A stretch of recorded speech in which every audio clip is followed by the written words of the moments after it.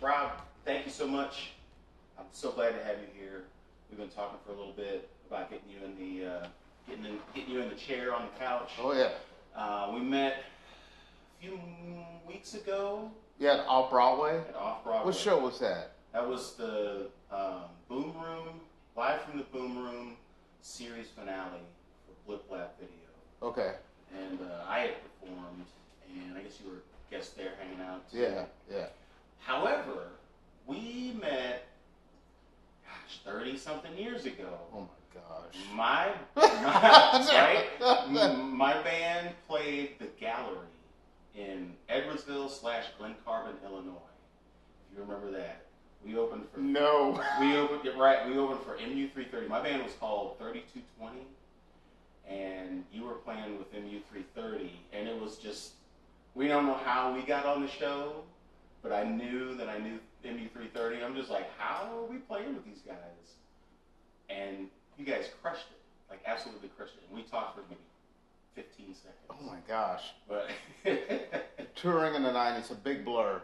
Yeah. That was probably like our 800th show. I don't know. Yeah. So many faces. Yeah. Big blur. Touring is like a blur. Yeah. Yep. Fast life, Fast life.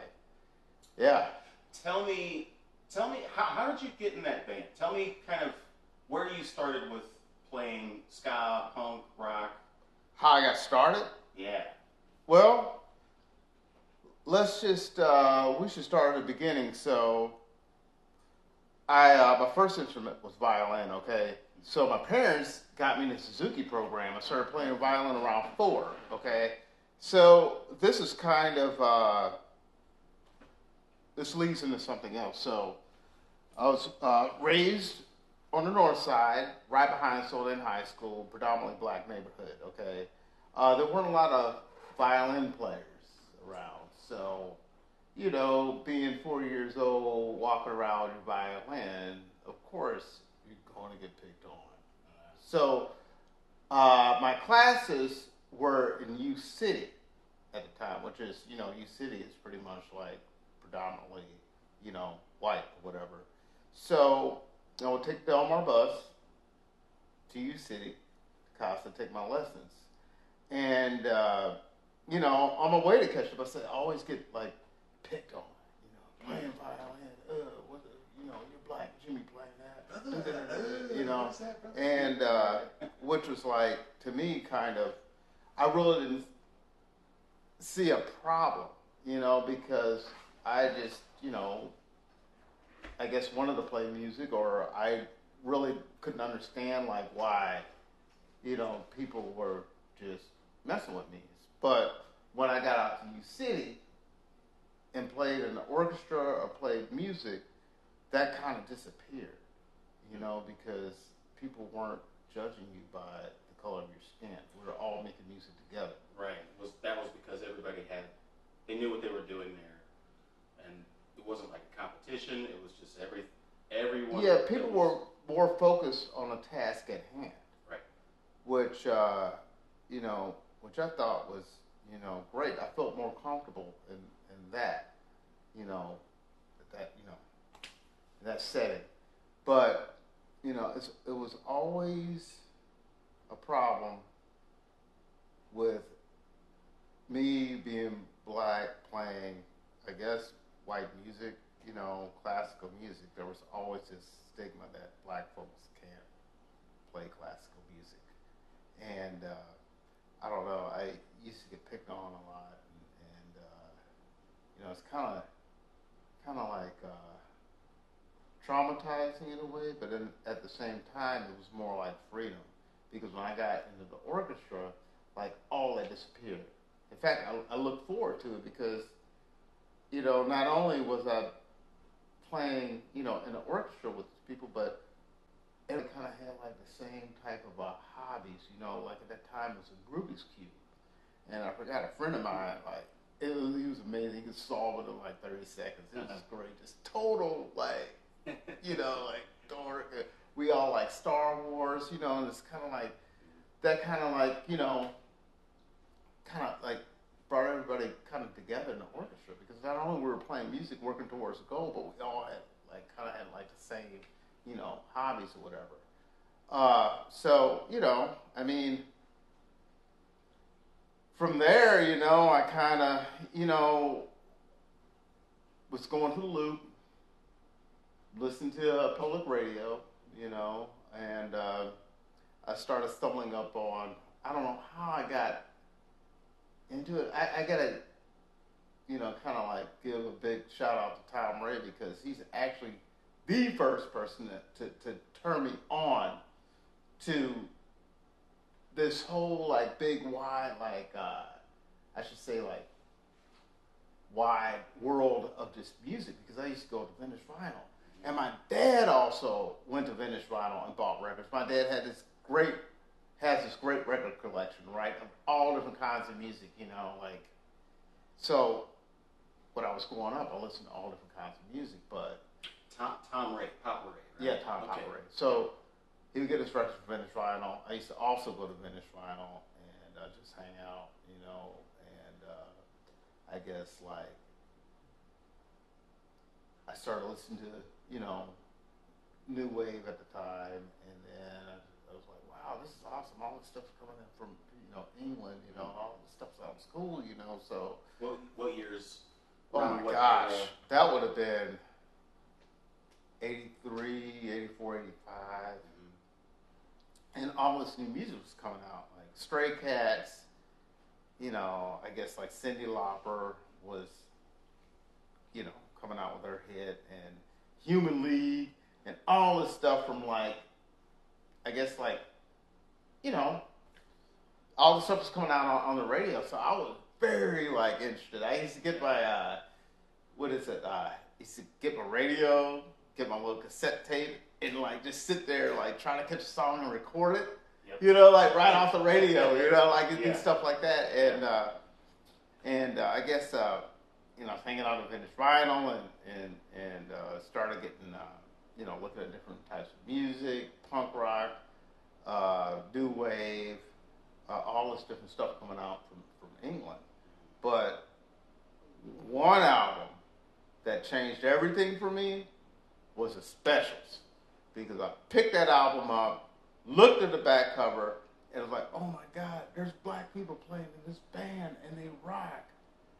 So like, that's when everything started kind of changing for me, because the Specials, you know, then you know, it kind of like started tearing towards punk rock and all this stuff. So, you know, I started listening to Exploited, GBH, you know, started getting into like American hardcore and all this stuff. So after that, I started leaning towards, you know, kind of like the punk movement, started hanging out with punk rockers and skinheads and all that stuff. Just because it was more, it wasn't about like, almost not about the style, it was more like the spirit of it, and just everybody coming from these different backgrounds. It's kind of like the Outcasts, and that's how I was feeling, you know? It's like you were talking about, once you got to the orchestra, it was the same kid, different hues, different skin colors. Yeah. It was the same kid.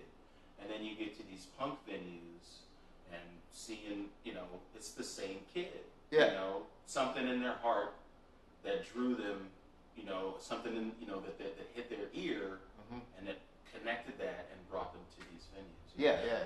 Tell me about, talk about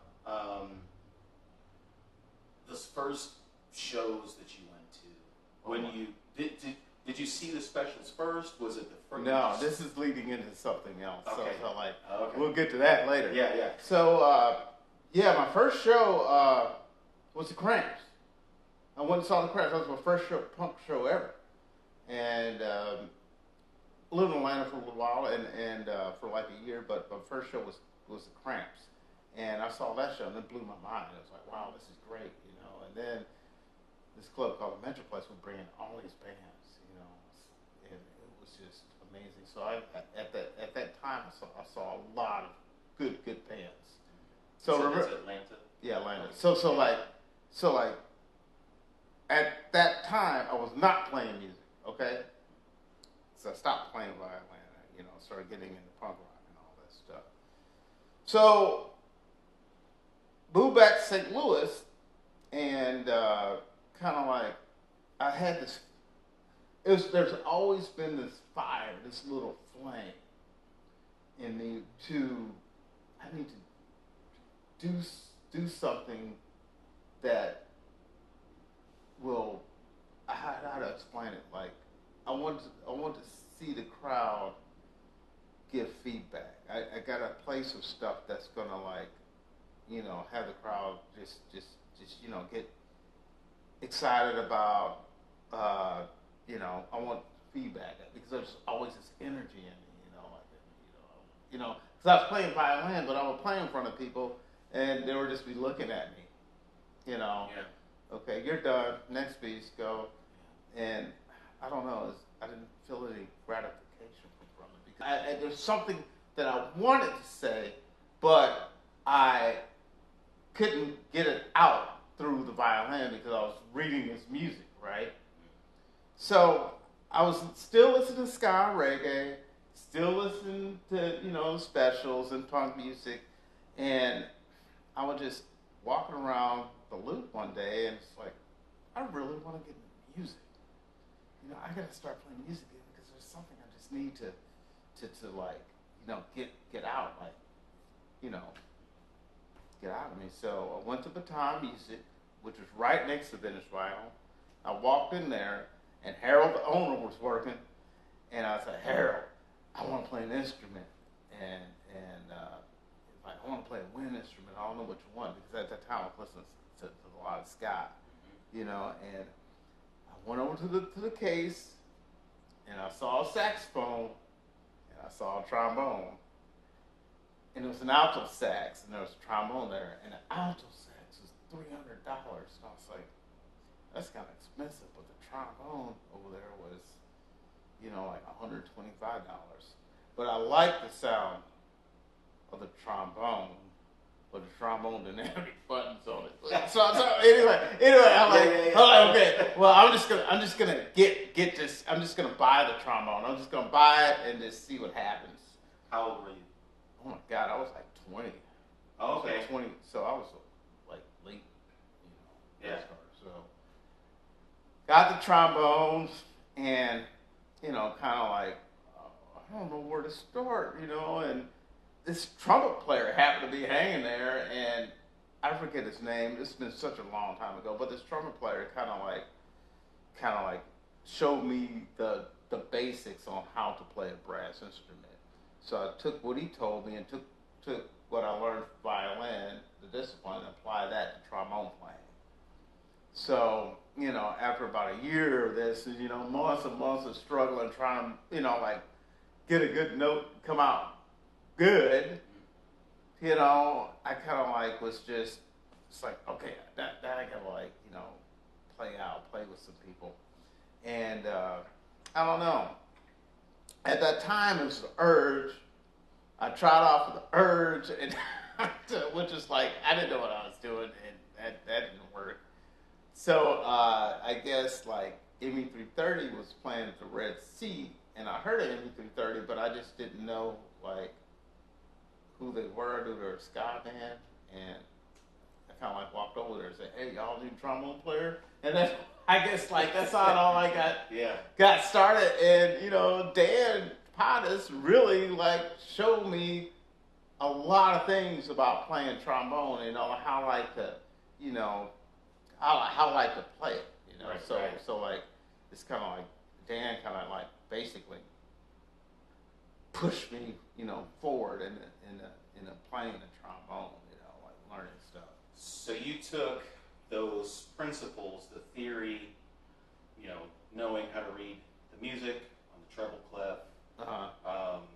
Now, trombone is bass clef, correct? Yeah. And then you learned how to transpose, I guess, into that. Did you read music for MU330, or were these just like a guitar player? No, I didn't. What to do? No, I kind of, everything was by ear. Dan showed me the notes or whatever, because, the Suzuki program, they kind of teaches you how to play by ear. Right. So, you have the music there, you listen to the song, and then you read the music, but mainly it's like you memorize everything. So it's kind of sight association by sight. Like you hear it, and you see at the time that note was played, you look at the music, that's a C. Yeah. Or F sharp or whatever, and then you just match it and you connect it that way. Yeah. Right. Yeah. So, but that's how MU330 got started. Were they a band before, or were they like brand new? Like, did you see them? Like, when did you come in to their lineup? Were they just forming the lineup and you were the first press didn't even come out yet. Oh, right on. Yeah, so they were playing covers. They were playing, playing covers. They had some of their own songs, but when I came in, that's when stuff started to change. Started getting like heavily into ska, and that started turning into, I guess, like ska-punk, and then after that, it started becoming the MU330 sound, which I like to call it. Yeah, it's funny how I've made a career of that. Joining a band for whatever reason they're bringing somebody on, and whether it's they heard what I do or just it fit, and then the sound changes because of that. Yeah. And then there's an evolution, and then it goes on from there. Yeah, well, that's how a lot of bands develop their sound because, like the Specials, like Roddy Radiation, the guitar player, he played in rockabilly bands, and the drummer, he was kind of like, playing in soul bands, and, he had all these different influences. So it was kind of, you're bringing in, another beauty of just music. You're bringing in all these different, genres, and people are like trying to work together to create this big bowl of like gumbo.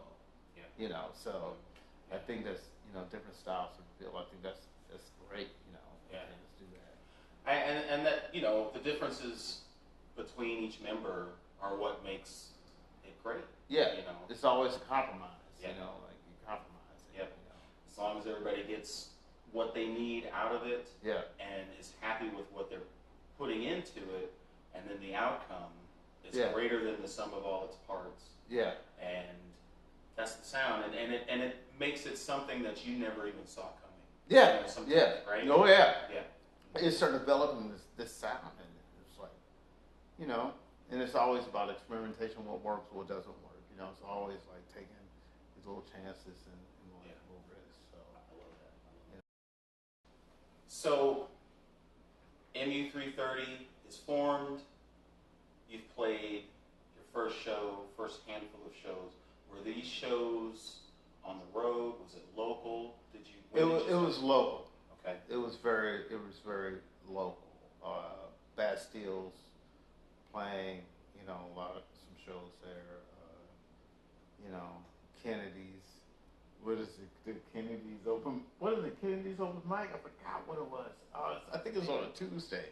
Yeah. On the landing or something like that. Like the house kit. The house kit, kit. Yeah. And then I guess like we decided, hey, let's try to, play some shows outside of St. Louis. And I forget. Massacre Rock and Roll, Book Your Own Fucking Life, put out the demo tape, and then started mailing like the demo tapes to all these clubs, and this club called, I guess, like Top Cats, whatever. We played a couple of shows. I remember everybody was still working, so like we would work all week, at least I did, and then like, get off work, drive to the show, and just drive straight back.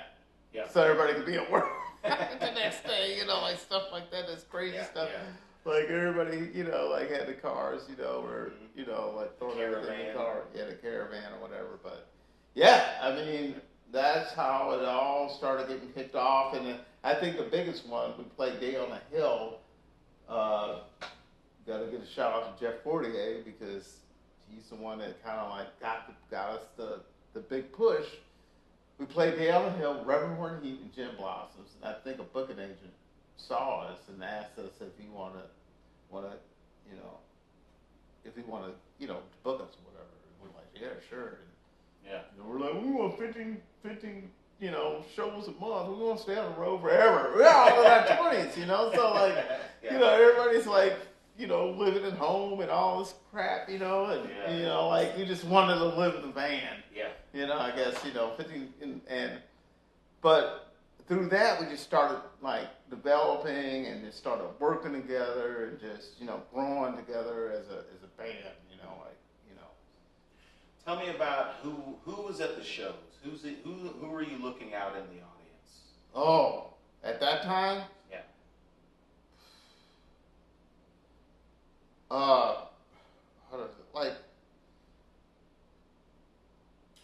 It's pretty much a mix of people, or continue. Go ahead. Well, it was mainly white audience. So it was a mix of people, like a lot of just. It was like punk rockers, some skinheads, stuff like that.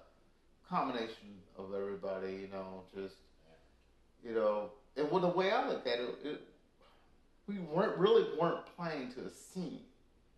We were just playing to people. That's the way I always thought of it, because I always thought of it just like playing to people, to anybody,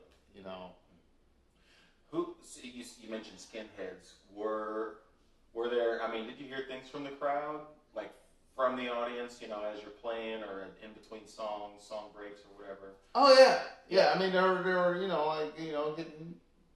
get off the stage and all this other stuff. You had that. You had that going on. Playing in Europe. Just played France and. Man, I remember playing this one show in particular, and the crowd was just staring at us, and we were just like, "Ooh," and it's like, "Oh boy, we could not shake this crowd at all." What type of, was it a festival? It was like a festival, and I think we played in Moscow one time on a lookout, and like some people in the crowd, they were Sieg Heiling.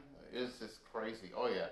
But that's another topic. We, if you want to talk about Europe, we can talk about Europe. I want to do that too. Yeah, because Europe was interesting, Yeah. But mainly, mix of people, I've never played in front of an international crowd. I've never played outside the continental U.S. Yeah. And so I don't know what the reception, especially at those times, would have been like.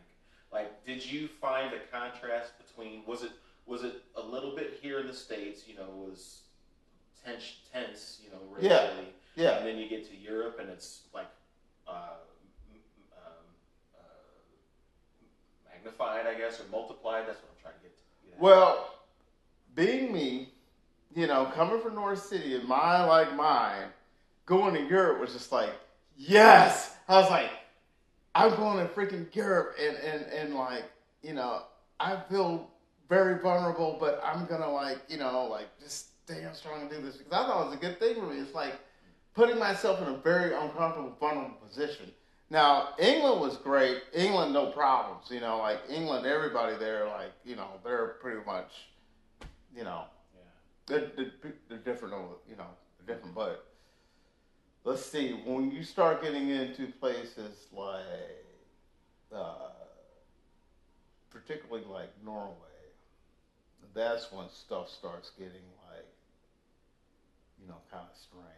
So, at the time, so at the time, I'm running around here, kid from North City, leather pants, with red hair, running around Norway, right? And I'm just like excited. I'm just like, oh my God, this is great. But I got called the N-word a lot from people, and the thing is, I have to look at it like this. So, do they really mean that, or was it something they heard from what Americans were saying? Describing a black American. It was kind of weird.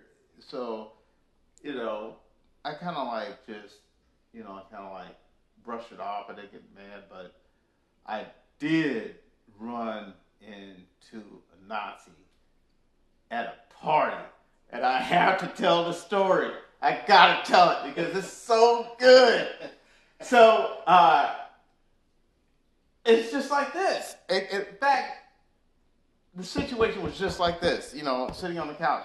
So I'm sitting here, and this dude is sitting next to me, right? An apartment about this size, and it was just packed because it was an after show party, right? And I'm sitting here, and I have my lighter here, and I have my cigarettes here, and I'm smoking, and this dude next to me had a cigarette, but he wasn't lit. So I kept offering him a light. Hey man, do you want a light?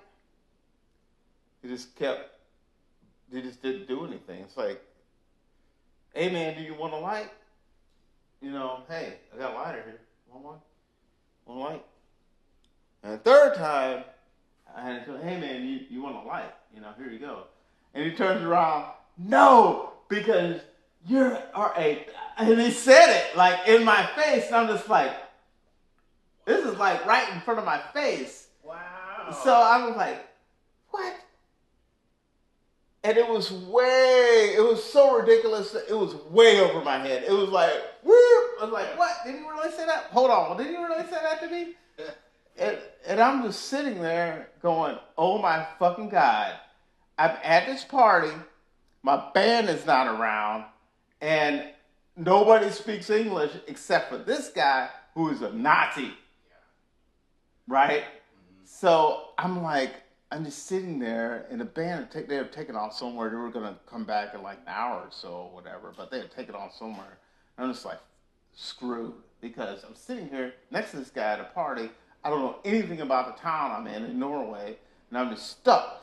So in my head, I'm going, okay, how can I deal with this right now? Because this dude does not like black people at all. I'm sitting right next to him, I'm going, okay, well, I'm going to ask this guy some questions because, I have to find out why he hates, black people so much. So I was like, hey, let me ask you, why do you hate black people so much? Why do you, and he just started explaining to me the whole well, they're coming into our country, taking our jobs, messing with our women, this. And he claims, he kept saying that I'm a Nazi. And I'm thinking in my head, okay. And he kept saying his grandfathers, they were Nazis. And I'm in Norway, and I'm just thinking, really? Then I'm thinking in my head, it's like, okay, so Norway, they were a neutral country, but the Germans came over and kind of tricked the Norwegians because they wanted their natural resources because they had ore there. So basically, they just came over and it basically invaded it, And I'm thinking so your grandparents were Nazi sympathizers? I'm like, did you know after the war was done, they took Nazi sympathizers and beheaded them motherfuckers out in the street? And you want to sit up here and claim that you're freak, you're proud to say you're a Nazi? Yeah. And I'm just like, oh my God, dude. So the irony fell short on him that he's angry. He's identifying with these Nazis who did the exact same thing that he's pissed off about. Occupation, Nazi occupation, they would invade these places. Yeah. If they got the women, they took the women. If they took the resources, they took the resources. Yeah. And now he's claiming to be a Nazi, which has done the thing that he's mad at you about, or black people about. Yeah. Which is how do you not see the connect? Yeah, it was to me. It's okay,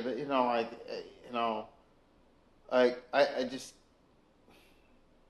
yeah, it just didn't make any freaking sense, because Norway was basically in the shit of it. Yep. Them Germans, they wanted all of it. And Britain was coming over there trying to they basically they kind of saved them or whatever, because they were, fighting with the Norwegians because they're actually Britain was trying to get their shit too. You know, but I was at this party, man, and he kept like talking and talking and talking and like telling me like how bad black people were, and like I was like, okay, man, you know, in the back of my head, I'm just thinking, man, there's something I have to do. There's something I got to do here just to like mess with this dude, man, like in a very like kind of sneaky way. So I'm going, I was like, okay, I'm gonna get this dude to shake my hand. So I was like, get this dude to shake my hand. That's how I did. So I kept like listening to him, right? And right when I was about to leave, I said, okay, all right, I'll listen to you, man. I gotta take off, and stuck my hand out like that. And he went out and shook it, and like I just took out. That's awesome. Yeah. That's awesome. So I mean, I think a lot of times people like that are really confused about something that they don't understand. Yes. And they've taken certain information, and like it's like a math equation. Like you make a mistake, or just have a wrong, an incorrect thought early, and maybe you come to an answer, but way back at the beginning of that is where you went wrong, and he's just kind of steered himself. Yeah. Into oblivion. Yeah. Into this hatred. Yeah. That he's really just perpetuating. But it's like, dude, you're. I think you're angry about maybe some, these occupying countries, or these countries coming in and occupying these spaces. But so you should be fighting the good fight, Yeah, it just did not make sense to me, because it's like, dude, the Nazis occupied the damn country. They were going, they were killing everybody. They were occupying it. They're just like, you do it, like, hey, are you gonna die and shit like that, and like taking anything they want, and like I just could not like get his, his mindset. But I still kind of won because I got a handshake out of him. So like, I love that. That's like you gonna touch my black hand, man. Oh, didn't rub off. So yeah, I mean, but over and all, Europe was great. I had good times over there because being a black American from North City, living behind Silverland High School, I got to meet some really cool people. Another very cool, great time was we pulled up to this port, right? It was early in the morning. We're all in the van sleeping. I happened to get up early. And I love doing this shit. I love like getting myself lost in different places.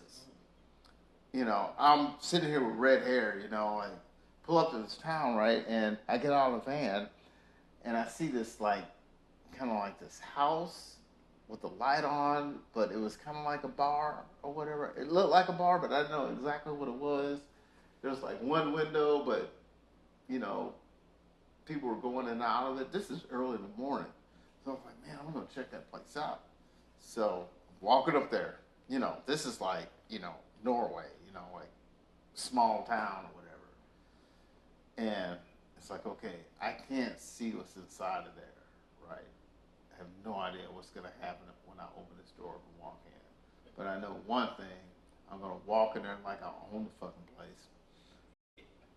So I open the door and walk in, red hair, leather pants, like leather jacket, and the room was packed full of dudes. And they're like, I was like, okay, don't look at them. Just go straight to the bar. Just go straight to the bar. Don't even look at them. Just go straight to the bar like you own the place. So I went straight to the bar, pointed at the tap like that, and said like that, and sat down at the bar. And I just stared straight ahead, right? I just feel people just like looking at me like glaring, because they never seen anything like this. So I'm sitting there drinking a beer, and this guy next to me are talking to me in Norwegian. And I was like, no. And then he started talking to me in English. And I was like, okay, I started talking to him, right? And it turns out that bar was a place for, it's like a fisherman's retirement bar, right? So if you got injured or something like that, you know, the country will give you money, and it's like it's kind of like a disability. You know, like Okay. so it was packed, right?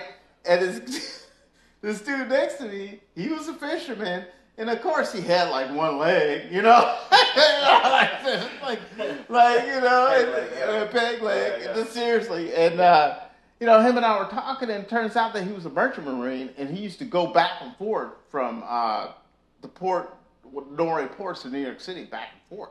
So like we had talked for like an hour and a half. We were just sitting there just shooting the shit. But you know, I learned like a few things about that whole like situation. A lot of times, people. A lot of times, if you show fear, you know, if people see fear in you, they're gonna like, you know, really jump your shit. You know, so I had red hair. I'm black man from North City, you know, St. Louis, and if I would have walked in there and acted scared, I probably would have gotten like shit. Okay, but I walked in there and like I forgot about what I looked like and just sat down and just, you know, just it ended up being a good time. I think if you can walk into the room and act like you give no fucks about anything that's getting ready to happen, you know, they're just like, maybe this person it's going to handle themselves. Like you not giving them that air of fear that they'll smell and like want to start poking. Yeah. You know. I think a lot of it, people think about themselves too much. Yeah. You know, I think if people would stop thinking about themselves and like just be, you know, it's just things that you got half of the problem solved. Yeah. You know, I just, because if I would have walked in there thinking about myself, I sure would have like gotten in some serious trouble. Mm-hmm. Yeah. Because I would have shown fear. You know, so. Yeah, I think a lot of Europeans are more curious than anything because they're Europeans are, I would say, a lot smarter. Sorry, America, a lot smarter than Americans. You know, like not only they speak their language, they can speak 2 or 3. Right. So they're very curious. They want to know. They want to learn. They're all about learning. You know, you know. So they're all about learning about each other. And it just so happens that this fisherman, he probably never in his life would have met a black American, and he had the chance to do it. I had the chance to meet a fisherman from Norway with one leg. Yeah. You know? Yeah. Like cultures, you know, crossing and really getting along, and at least that curiosity is what kind of started that. Yeah, you know, I think that's beautiful. Yeah. I think that's a good thing. I wish more Americans would do that. Yeah. Go to Europe, you know, put yourself in a situation to where you have to learn. You know, you have to learn how to order a glass of water in their language. Do that. Right. You know. Yeah, and that's something that I hear a lot of other countries. They'll say, you know, if you put forth the effort to learn a little bit about our language, a little bit about our culture, you know, the food, how to operate in a restaurant, how to, you know, behave on the public transit system. Yeah. You know, it shows that you respect where you are and that you want to be at least, you know, in the conversation, and I think that's something that we don't do enough. We don't do a lot of it. We don't do any of it, you know, and I wish that could be part of our education system where we have kids travel to different, you know, countries, you know, like, you know, take a kid that's from, you know, North St. Louis, you know, get him his passport and put him, you know, take him to Germany so he can, you know, learn a little bit for a few months, learn the culture, you know, and he'll find out like, oh, what we're saying. Yeah. I think that it does something to your brain. I don't know. It kind of makes you smarter. Yeah. You know, I think. You know. Yeah. Okay, so MU330's back. And first off, you know, where the hell's your band at during all of this stuff? You know, it seems like you kind of walk into these situations. They're nowhere to be found. They're sleeping. Bye-bye. Yeah. So I need to go off on my own adventure, you know, because you know. Yeah. So. And that's that richness of, you know, the world that you can't discover it just by books alone. Yeah. You have to step into the room. Yeah, you gotta step into the room and learn. You know, and that's sleep on their floors. You know, eat what they eat. You know, I think that's great. Yep. You know. Yeah.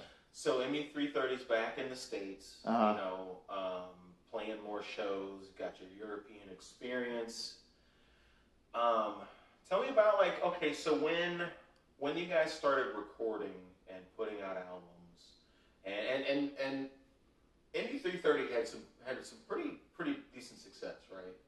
Like, was it regional? Were you guys national? Like national. Yeah. I wouldn't say successful, but our crowds kept getting bigger and bigger and bigger, and only reason why that happened, I think, is because we started playing out of town. Mm-hmm. And we got a booking agent, and we just kept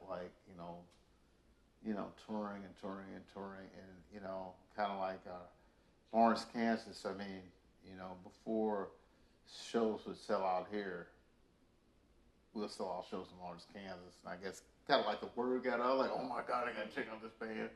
Mm-hmm. in St. Louis. Yeah. Yeah. So that's funny too. Well, any time that I've ever been at a show, say I'm here in St. Louis and some band says their town, it's like a heightened, oh cool, they're not just local band, Yeah. I can't catch them anytime, so let me pay attention. Yeah. Talk about, as you guys were, doing these tour cycles, and the crowd's growing, and as the years go on, like this is over maybe how many years of a span? 1 year, 2 year, 5, 10 years? Okay, so we're taking, let's say 1992 till 2000? Yeah. Okay. Yeah.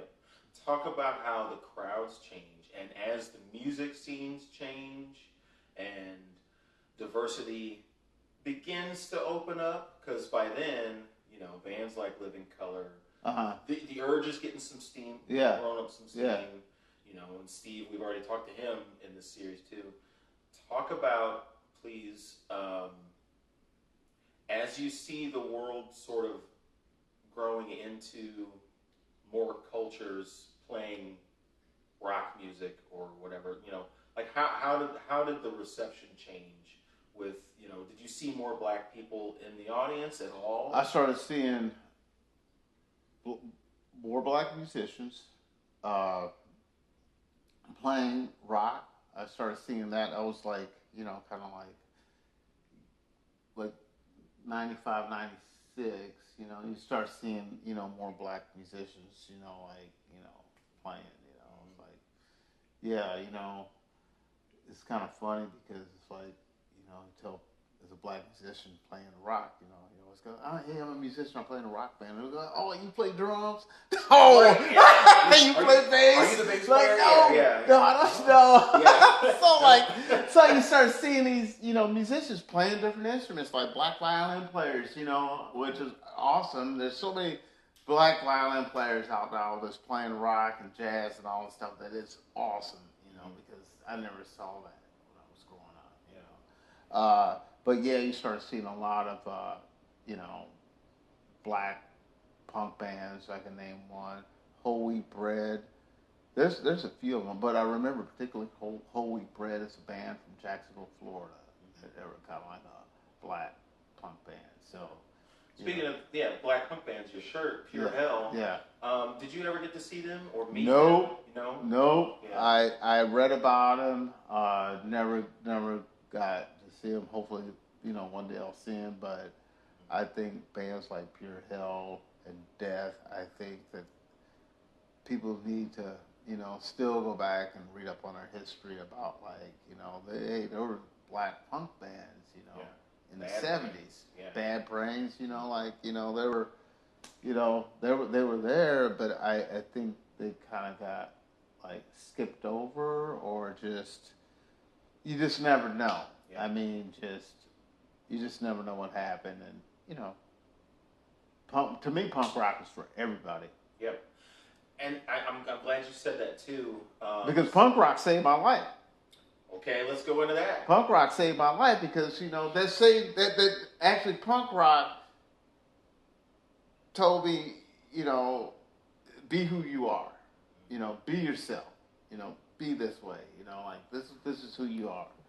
And I've always, you know, tell people, you know, like punk rock actually like paved the way for everything. You know, like, you know, you know, like it was this beautiful thing. You know, so I don't know. Got to give it up to punk rock. Gotta give it up. Yeah. So I think punk rock was so accessible. You know what I mean? Because like you can write a whole song on a guitar with two fingers. Yeah. You know, 2 fingers, 3 chords, and the truth. You know, power chords, and then you're singing about what makes you tick. You know, what makes you sick. Yeah. And you get even every emotion. You know, I can't say that I've ever heard a punk ballad. Yeah. But that's where punk pop comes in, and it's a love song. Yeah. So, you know. And nobody's telling you what to play, how to play it, how to do this, how to do that. You know, there's no form to it. You know. So. You know. And no rules. There's form, but there's no rules. No rules. You know. Yeah. You know. So, something I was thinking about when you said you were on your way over. As I grew up, you know, I really started kind of getting into the scene around 90. Started playing out around in between 90 and 92, and then grew up from there, like coming over to St. Louis and then my first tours.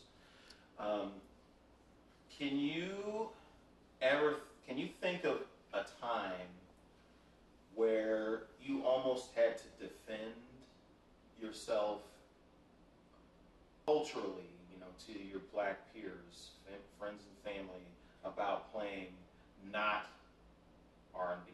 You're not wearing, you know, the Charlotte Hornets, you know, big puffy team jacket, you know, and the FUBU gear and all that stuff. Did you ever have this, you know, that's what happened to me. Like, why, you know, the phrase is... By asking, like, why aren't you wearing, like, the latest... I still go through that today. Yeah. I still go through that today. Right. In the workforce, still go through it. People wonder why I don't have a car. People wonder why I don't wear the latest clothes. People wonder why I don't, like, cut my hair. These are all black folks.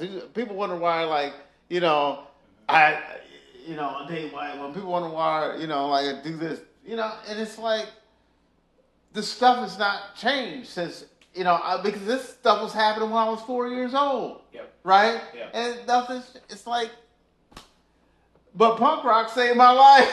Punk rock saved, you know, because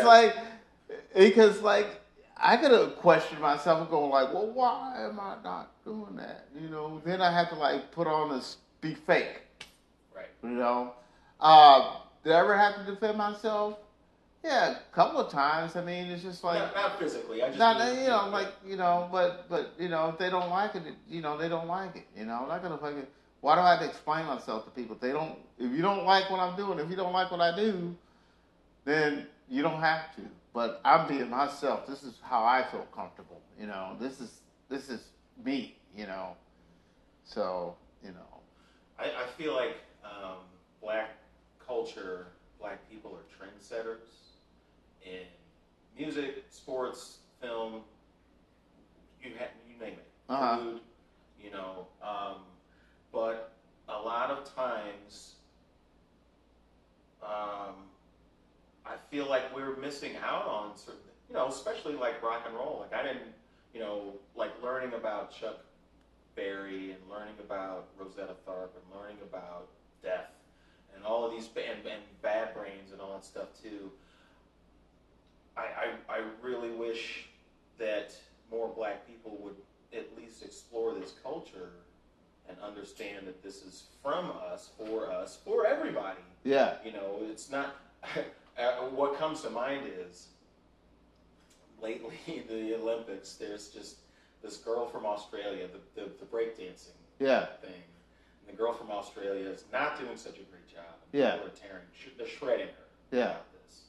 And, but that's, you know, it's she's on the other half of the world, other side of the world, you know, from Brooklyn, New York, and Los Angeles, where all of these things started. Yeah. Um, I wonder, like, it's such an influence that all of these people are picking up on what we do and what we're capable of. As Black Americans? As Black Americans. Okay. But why don't we all, why don't, you know, I guess it's just not because people. Because as Black people in America, we're taught to shut the fuck up. Please expand. Because, okay, this is going to get into some things. So, like, traditional jazz, trad jazz, right? Yep. So, you know, there was a blues, right? Black folks kind of, you know, took a scale, kind of like, you know, went down a half step. Like, we were like, no, that is too nasty. Yeah. But people love it, and we can make money from it. So this is what we're gonna do. We're gonna like take blues and you know blues and jazz and whatever, and make it a little bit cleaner. And we're gonna you know like we're gonna you know keep it clean.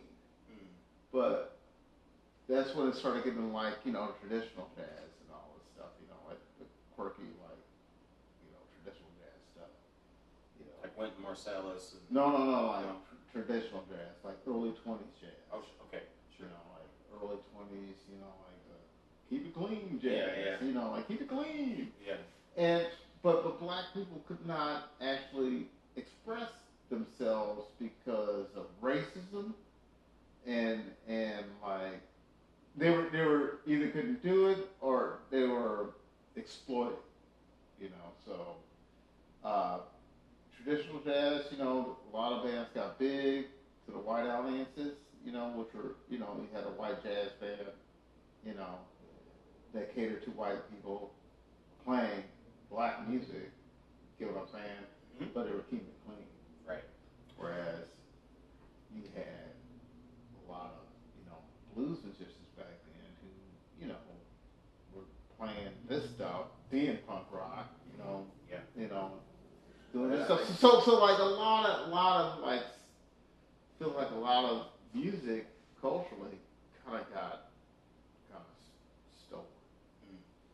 You know, I think you know like you know, a lot of great musicians, Black musicians, got kind of thrown under the bus. That's why I always hear about like all these great musicians, especially from St. Louis, moving to Europe. Yep.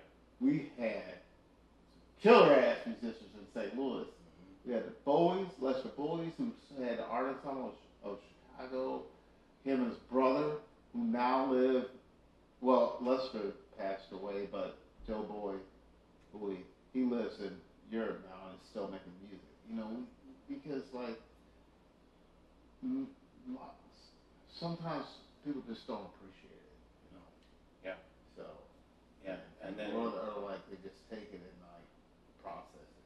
Yeah. You know, so music's not gonna sell. And just like anybody, it's like, well, I can't survive here anymore. I gotta go where it's hot. Yeah. Or where I'm appreciated. And right. so you like lose it. You know, like, oh man, we just had some of the greatest musicians here and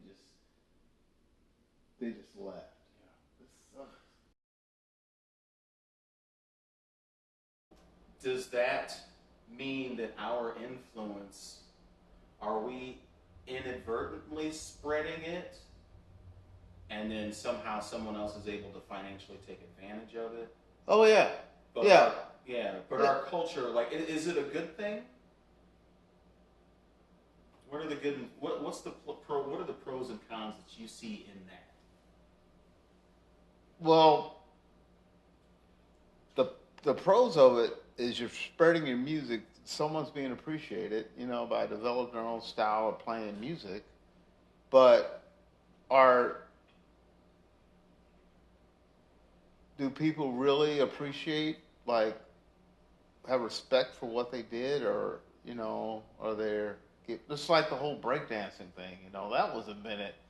You know, that was like invented in the 80s, you know, like combination just like tumbling and like, you know, different types of, of, of art, which, you know, was developed with no equipment. People just use their bodies and like, and somehow that got gentrified. So, you know, like, you know, like, and like, you know, it's like, then you see this person in the Olympics just, I guess, like, you know, trying to keep it clean, I guess. I don't know. It's just weird, you know, come on, Australia. Come on. You know, like, you know, like, yeah. You know, but like, you know, that's what, it's kind of like you just kind of like spit on the culture, you know, like you know, you're kind of like making fun of it, you know, so. Kind of a mockery. Yeah, I'm kind of mocking it, you know, like, don't do that. But, you know, it's you know, yeah, I feel like there's a lot of that happens, you know, it's happened in the ska scene, you know, but music always evolves, you know, like, you know, because the specials when they were coming out, when they were doing their thing, that was a combination of like first wave ska with ska lights and, you know, punk. So they kind of developed their own style, but they still have respect for that music.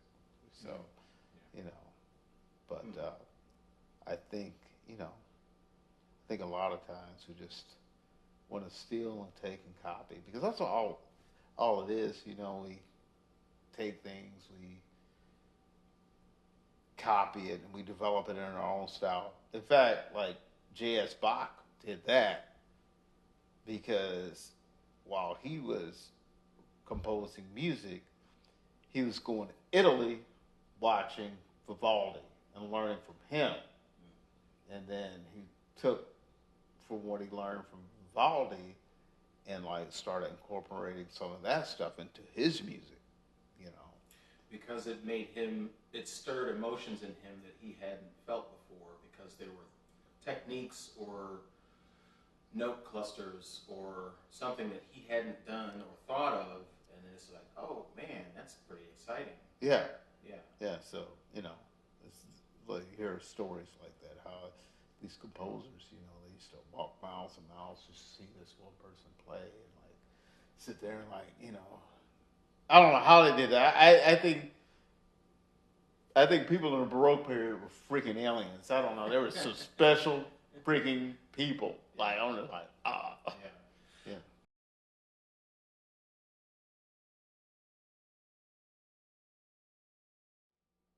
Should we get out of, you know, like protecting ourselves, or like, you know, I keep hearing, well, it's for everybody. It's like, yeah, I know but it was for us. Why don't you guys recognize and say okay, this is a black artist, here is this, the royalty should go here, and I'm going to split it with them.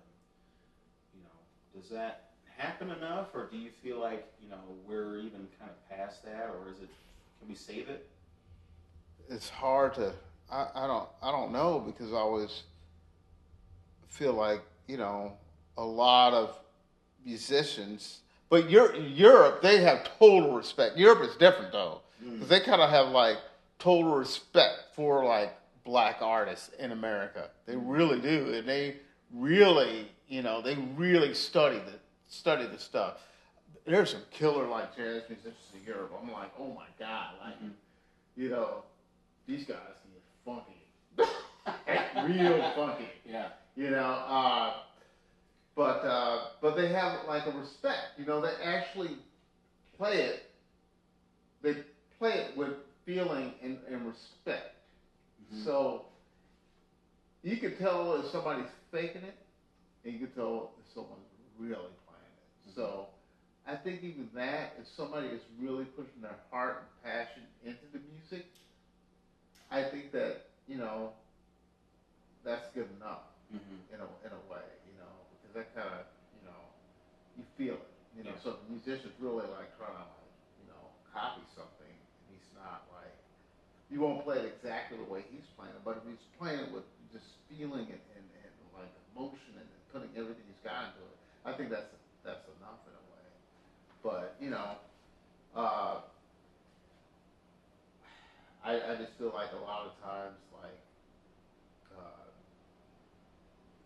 I think a lot of times, especially as musicians, we tend to want to copy someone, which is like,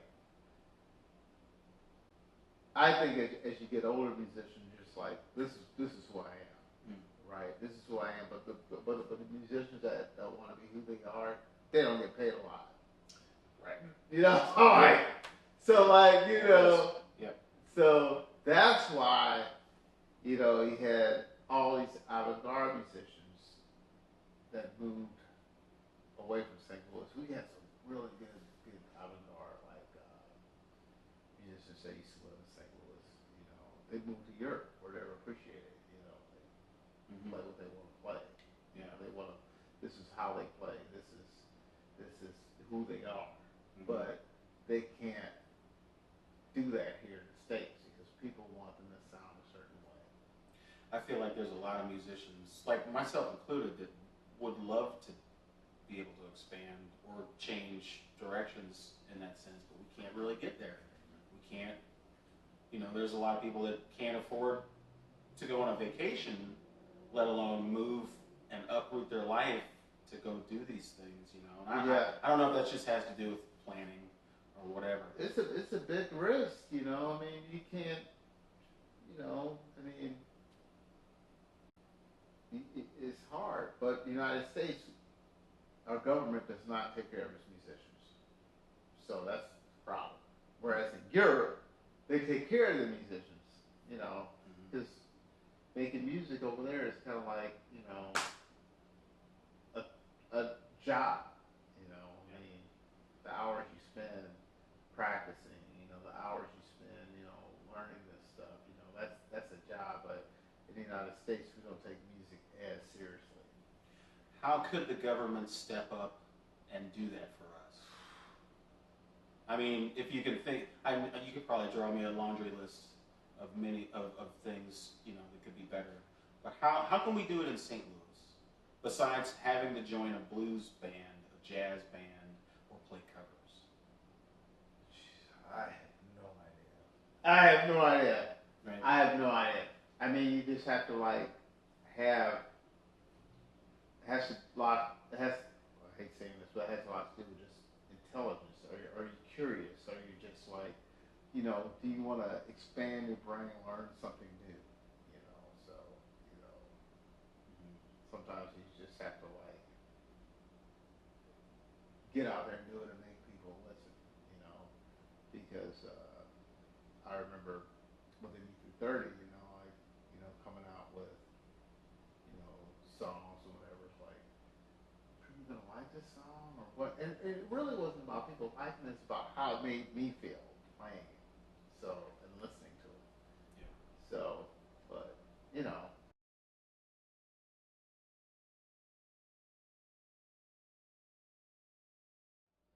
How do we arm ourselves? Like, we can play all the weird, crazy shit that we want. You know? Yeah. How do you know how would you make it more marketable? Like I feel like I play. It's a little outside, but it's palatable. You know. Yeah. I don't know. Like, I just feel like you just be yourself. Yeah. I just feel like, you know, I think being yourself is, to me, is more valuable than making money sometimes. I think just being yourself, just be yourself. You know, I always have to like, you know, tell myself every day, you know, be yourself, just be yourself, just be yourself. You know, act a fool, be a fool, act an idiot. You know, do that, do this. You know, I'm always telling myself that. You know, stop trying to be something that you're not. You know, I always tell myself that too. So I think just being yourself, doing that. That's what you know. In the 30, you know, I was always myself.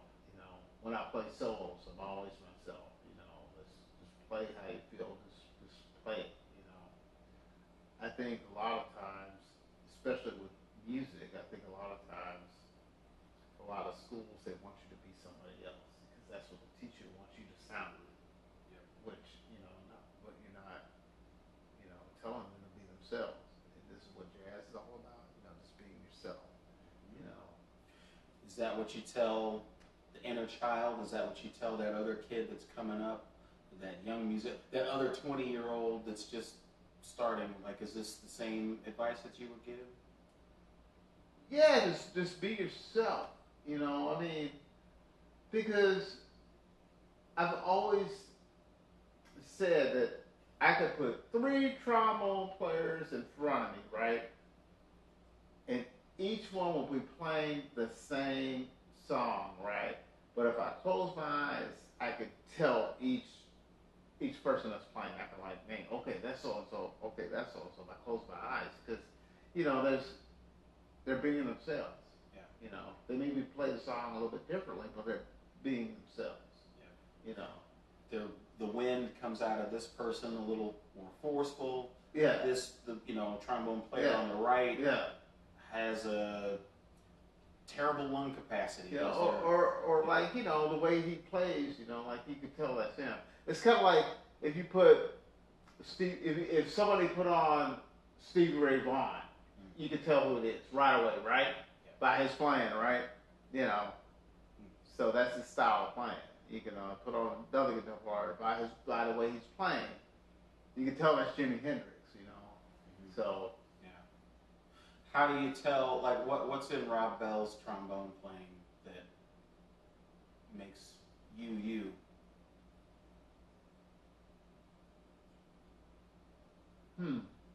I don't know.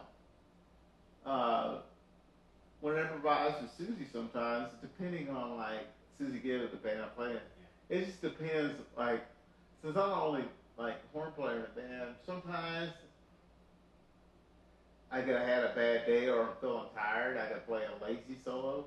I could play something exciting. It just depends on how I feel at that moment. Yeah.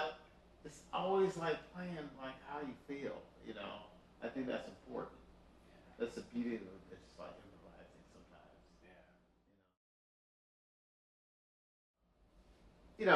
I'm improvising right now. I'm on right now. This is improvising. The way I'm sitting. The way I'm like. I'm happy now. That's to me. That's improvising. I think. I think that's. I'm not putting on anything fake. I'm not being fake right now. So this is the real me. This is. Maybe talking to like thousands of people, but I just woke up a couple of hours ago, rolled down here, like here I am. That's the way it should be. None of this was rehearsed. None of it. Dude, including me, man. None of this was rehearsed, and I think that's great. And I've always said, like I love seeing pictures of people when they're not posing. Or like when they're just there. I think that's awesome because it gives me like, I don't like posing for pictures. It always feels like it's fake. I like capturing them at the right moment, because it kind of, gives a little bit more soul. Yeah, absolutely. Yeah. So, yeah. I don't know what else to say about that. I don't think there's anything else to say. It's like, it's just being yourself, and I think a lot of times in the United States, everybody wants to be something that they're not, and I see this every single day.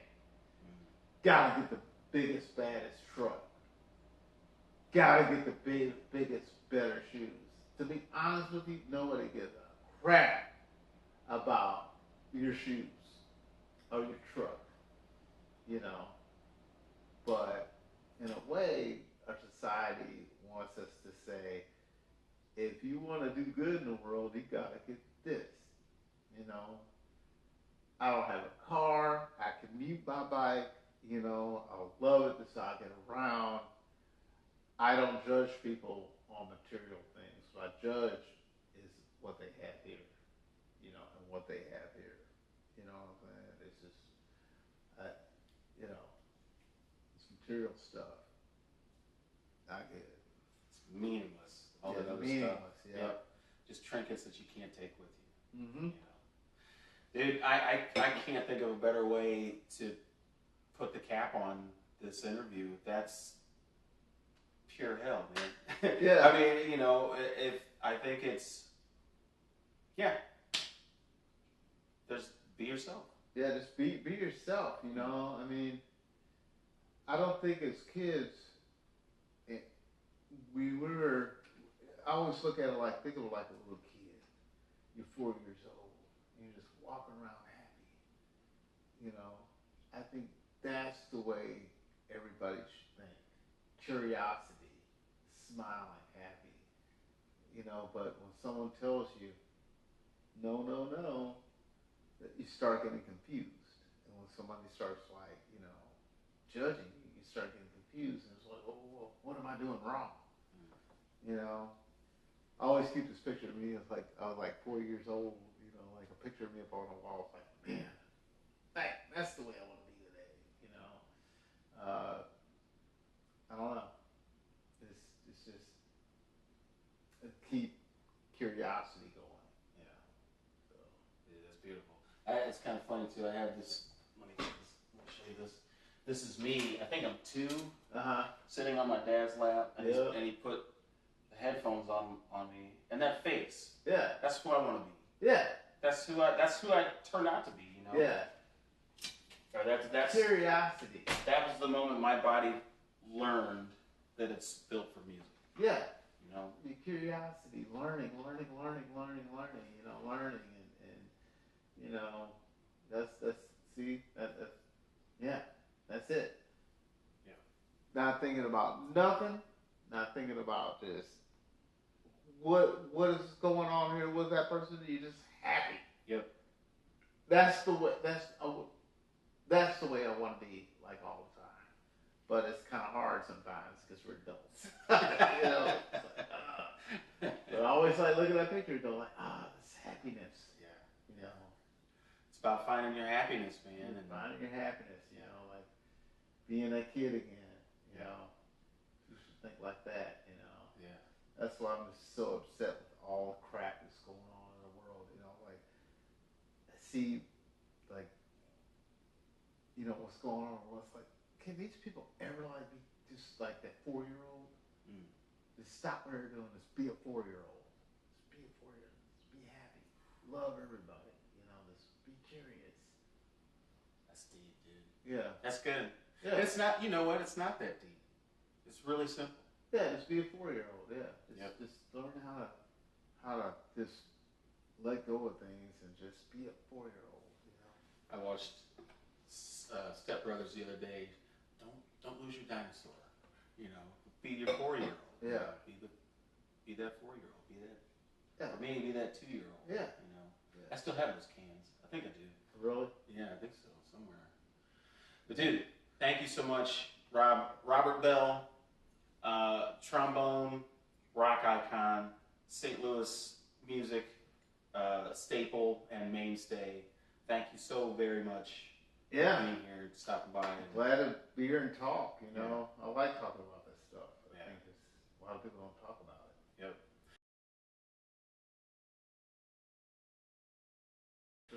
Every time I see you, even without a camera, you and I are gonna sit and talk like this as it is. You know. Yeah. I think the first time we even talked, not 100 years ago when we were kids, but like when we sat it off Broadway, like we missed the show. Yeah. Like I realized, I saw people coming out. I was like, oh my God, we've been down here for 2 hours. Yeah. You know? Oh yeah. I think it's important for black musicians, especially black musicians in the white world, to talk about this stuff because for a lot of years it's felt like alienated. I've always felt alienated, growing up, but like when I still feel alienated. I'm okay with it, but sometimes it can get like, kind of like people don't understand me, Mm-hmm. Yeah. So like I've always felt that, like people don't understand me, Where's this guy coming from? He's black. Why is he acting like that? Just because you don't get it doesn't mean that I'm doing something wrong, you know? Yeah. Yep. Yeah. No. Story of our lives. Yeah, I know.